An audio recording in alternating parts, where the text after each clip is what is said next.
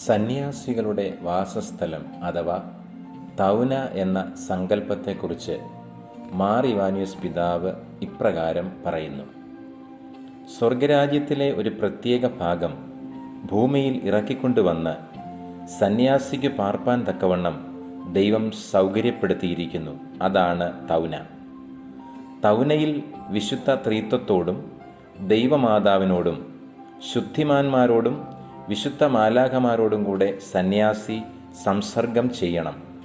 തൗനയിൽ ശരിയാമണ്ണം പാർക്കുന്ന സന്യാസി യഥാർത്ഥത്തിൽ സ്വർഗത്തിൽ പാർക്കുന്നു. തൗനയുടെ പ്രധാന അലങ്കാരം അതിൽ വസിക്കുന്ന സന്യാസിക്ക് യേശു തമ്പുരാനുമായുള്ള ഭക്തിയും സന്യാസപരമായ ശുചിത്വവും വിശുദ്ധ ദാരിദ്ര്യവും ആകുന്നു.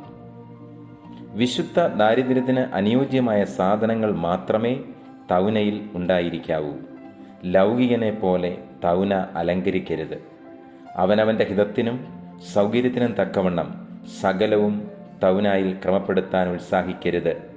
ശുചിത്വത്തിനും ആരോഗ്യത്തിനും നിഷ്ഠാപാലനത്തിനും തക്കവണ്ണം തൗന ക്രമപ്പെടുത്തണം. മറ്റൊരു തൗനയിൽ മാറി താമസിപ്പാൻ മടി തോന്നത്തക്കവണ്ണം ഒരു തൗനയോട് മനോബന്ധം ഉണ്ടായിരിക്കരുത്.